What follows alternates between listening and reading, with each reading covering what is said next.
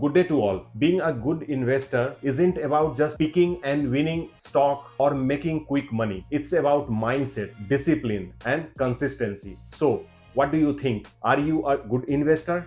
Today, I will take you through key points which will help you to decide how good investor you are, how mentally you are on the right track, and if requires what necessary changes you can think that you need to do to generate maximum ROI on your investment. So let's start. I will take you through the key points step by step, and that will help you to analyze your way of investing. The first and the most important part is should have a clear investment plan. Whenever you are planning your investment, you should define the specific goals, like for what you are doing this investment. Are you keeping eye you had started this investment, means it will go long way, so accordingly you need to pick the product. Or you are planning for home, means buying a home or buying a property where you will live in future. You are planning for education loan of your children, so you need to define the goal. That will help you to assess the things in a better way. Assessing the risk and your risk taking appetite is also very important. At early age or when you have a long duration, long time to stay invested, then you can go for little bit even risky product. If you have less time, then you cannot take that much risk. So this is also very important to keep in mind. Asset allocation is the key factor. How you diversify your investment and what kind of products you are using, how you are allocating your assets in different asset class so that you can have an average return from each product. The second key point is stay calm during market volatility. As we know,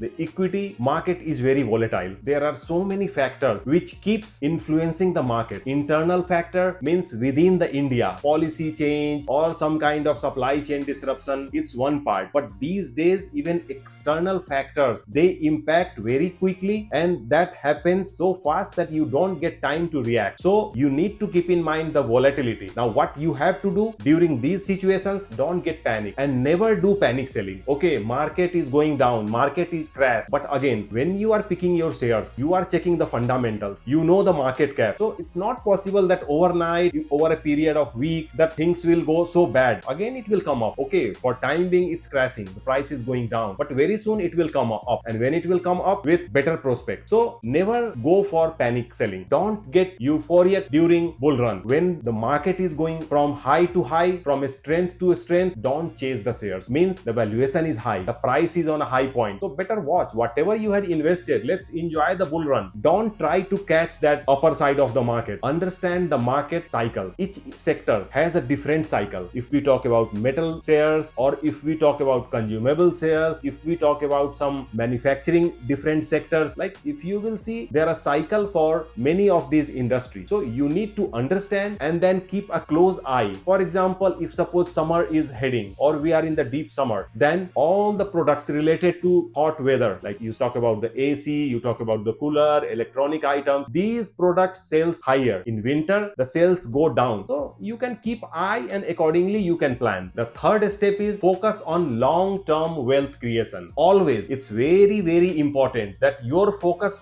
should be long. Never take a short stance. Attacking is okay, but when you play over aggressive, then the chances of risk is high and the chances of getting on the return is low. So always eye for the long term. Yes, if you want to get exposure in short term also, then what I will advise, that you can separate your activity in two accounts. One place you can keep all the long term ones, and at one place you can keep the short ones. But yeah, it also depends on your appetite and your mindset and your approach. So as per you, you can decide. But yeah, it's always better to focus for the longer term. Hold quality investments for years, like big companies, large cap shares. Once you hold for longer, the compounding effect comes in. When compounding comes, then you will see your real wealth creation is happening. Your 100 share turns to 200, 300 once you get bonus or a split. Again in 3-4 years you get. So that way it grows exponentially, and for that you need to give time. If you want these things happen in shorter period, then it's a little bit difficult. So now it's up to you to pick and check like what kind of approach is yours. Understand the time of the market. As we saw, saw last 3-4 years market was from strength to strength, from top to top. Now last 6 months we got a handsome correction. So sometime you need to gauge the market. You need to understand that bull run can't stay forever. So little bit correction when comes, stay ready for new buys or stay ready with your strategy, how you can utilize that fall. Always prepare yourself in advance. Whatever situation is about to come, physically it comes or not, but keep yourself little bit prepared. If you take a long-term stance, then you can easily handle these situations. Fourth key point is diversify your portfolio. Diversification is very critical. How you invest and how you allocate your funds in different products. Like if you will go through my previous videos, I had given idea about different products. Okay, you can take exposure in equity directly, but some you must invest in mutual fund, some portion you can keep in ETF, some portion you can go for fixed income also, like corporate bond. So diversification mitigates your risk. At same point of time, it's not necessary that all that asset class will fall. Some you can invest in gold. So if you will diversify your investment and allocate it well in proportion as per your style, then that will also help you to mitigate the risk of a severe crash in your portfolio or your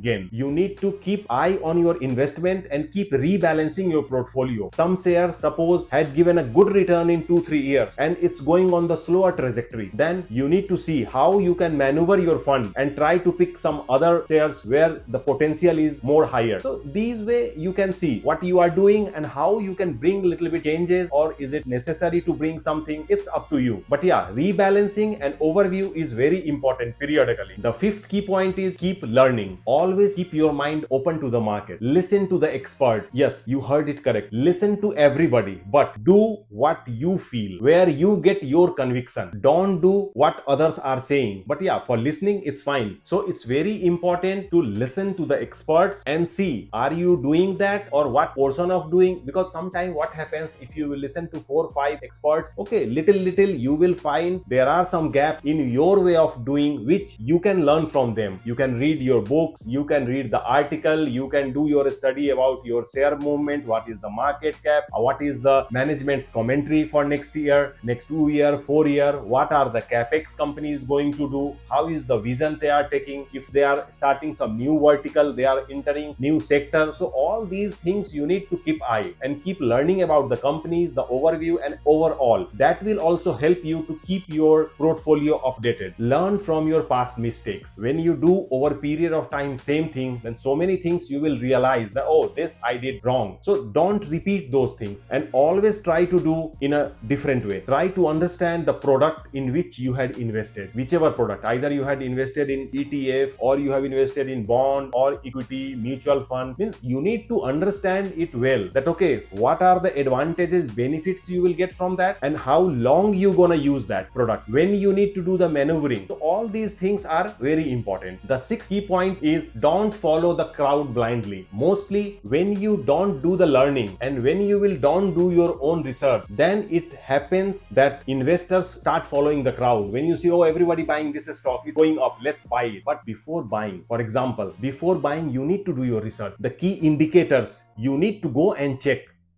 that on these parameters, is it fit to buy at this point of time? Is there possibility of going upwards from here? So there are some factors. What are the red flags to this? So blindly don't follow what everybody is doing. Try to do little bit things differently. If you are doing, it's well and good. Otherwise, just see what are the possibilities of changing your way of doing things. If you have conviction on some shares or some product or some investment, go with it. Don't listen to the mass or the media or the YouTube. Just if you will research well, then of course you will get the conviction. So the only thing, you learn, you read, you listen to the experts and see how you implement those things. The seventh key point is track your performance objective. Means for whatever purpose you had invested in past. Suppose you had invested for buying a house, that okay, and now I'm investing, after 5 years I will buy a house. So where you achieved, where you reached in achieving that objective, how long it took, did you achieve the timeline what you said, or it's getting delayed? So all these things you need to minutely observe, so in future you can keep focus on these things. If suppose you are planning for some holidays, and then for that point of view you are doing the investment, that okay, are you able to achieve that goal? Means what is the performance, what were your expectation in terms of ROI, and what you are getting. So these things will help you to reassess your strategy, and accordingly you can keep changing, or you can see what portion of a strategy, what exactly you need to keep the same, which is working perfectly with your mindset and your way, and what things which is not working. So on that you can see that how should I make it possible in a different way. Don't chase past performance blindly. Okay, some equity or some funds had given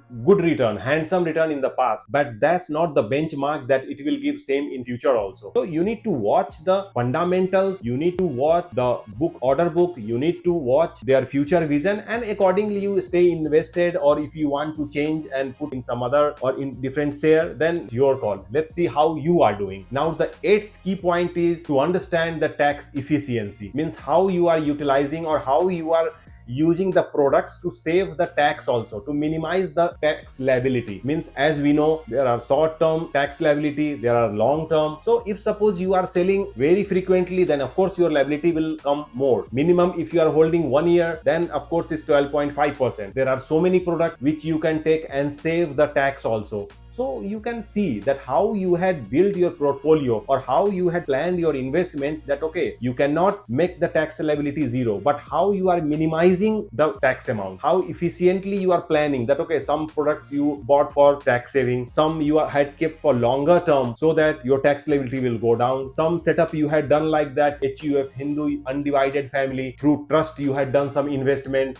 You can take advantage of indexation. Through all this way you can minimize your tax liability, and how you are using exactly you can connect and you can see. The ninth key point is avoid emotional investing. If we talk about emotional, means either greed or fear or attachment with some share. Okay, some share or some funds, some product you have kept for long enough that you are attached to it, now you don't want to sell. No, don't do that. You need to check what you are doing exactly on that. Act like a professional. You go and check the fundamentals, go the technicals, and then you decide if opportunity is there, possibility is there, that product still can give you the return. Okay, no problem, you keep it. But if you think that no, the bull run is almost over and now it's going on the slower side, then what you are doing exactly? You need to take a call. Never go for greed, means a quick money. Today I invested and within 1 week I need something. Day-to-day trading is a different ball game. So for that you need a different mindset. Many are with that mindset doing. Its choice is theirs. Means you need to see what kind of temperament you have, and accordingly you decide. But yeah, of course, don't overrun the thing. That will hamper your. So accordingly you can see and do. The last and the 10th key point is know when to ask for help. Sometimes it happens that you will feel the situation where you are not able to find a solution, or you are over stressed with managing all these things. Don't worry, you can take a call. You can call to your financial advisor, you can call to talk to some of the experts, and you can take a second opinion, third opinion. That will also help you to relax. You will do the things. So never hesitate in calling in your circle, or your from whoever you have your demat account. You must have a dedicated financial advisor who can help you anytime. Sometimes it happens. Never take your investment decision in harsh way. Always take your time, don't rush. Always take your time, calm down. Sometimes it happens that you are a little bit on the higher side, so calm down, give some days, and then take your decisions. That will help you to take appropriate decision. Now I think you are in the better situation to assess what kind of investor you are, how you are investing, and how many marks you will give to yourself in terms of doing investments, achieving the goals. So don't miss to put in the comment box, out of 10 how many points you are giving to yourself. What is your way of doing investment, how you are setting the goals, and how effectively you are achieving your targets. For more informative and in-depth videos, keep watching it. By the time I come with the next video, stay safe, stay healthy. Thank you so much.